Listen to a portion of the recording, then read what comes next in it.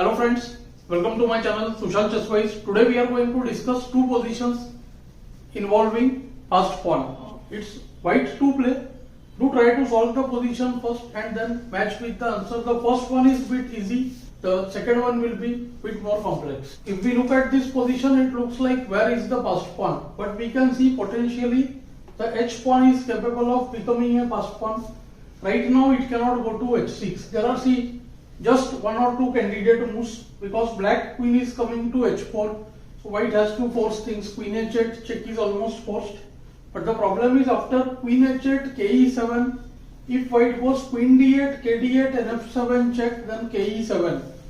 And after hg the black king joins. See, queen h8 check, ke7, queen takes d8, king takes d8, white gets both these pawns. See, in f7 check, ke7, h takes g6 and king f6.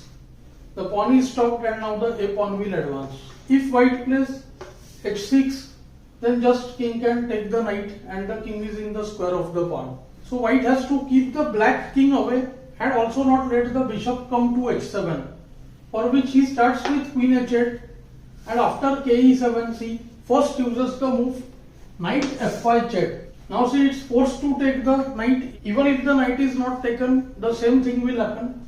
After g takes f5, now queen takes queen, queens get traded, the king is pushed away and now see h6. This was the purpose of giving the knight on f5. Now see bd3, h7 and the bishop cannot stop the pawn. And next move h8 queen comes by force and white wins. Let's look at the next position now.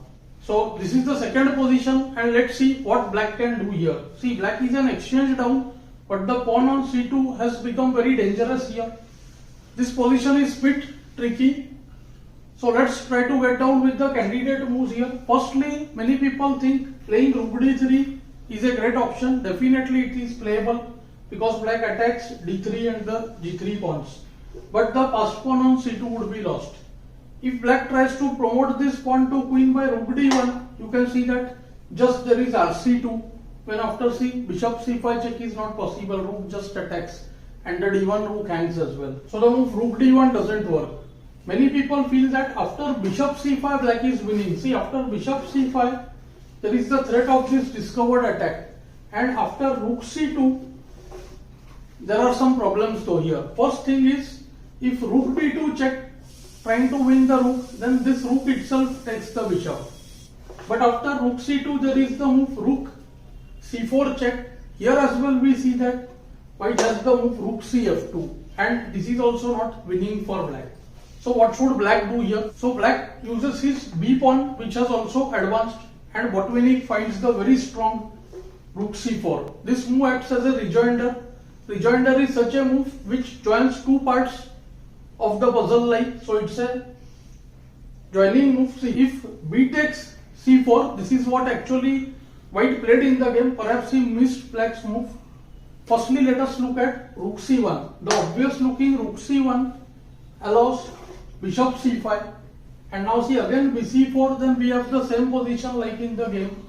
After bc4 there is simple b3 and after king moves bishop f2, king f2, b2 and one of the pawn queens.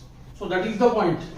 And after the direct king g2, this should have been the main line, but we see that after bishop takes f2, king takes f2, black has the very strong rook c3.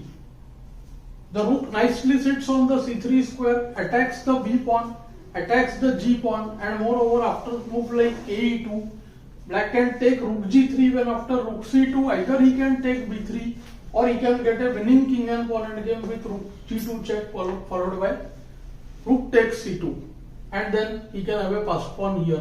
Black would win. In the game, white took b takes c4 and now comes bishop c5.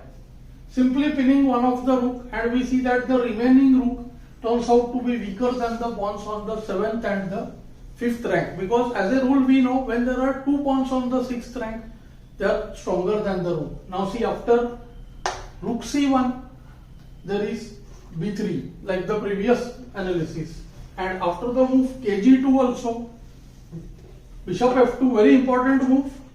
Here the move b3 would be blunder because rook c2, bc2, rook c1 and white would be winning. So first take on f2, king f2, b3, ke2, b2, king d2 covering the c1 square but b1 queen and here black wins. So this line was, we could say, one of the main variations. This happened in the game in fact, and after b2 only white chose to resign.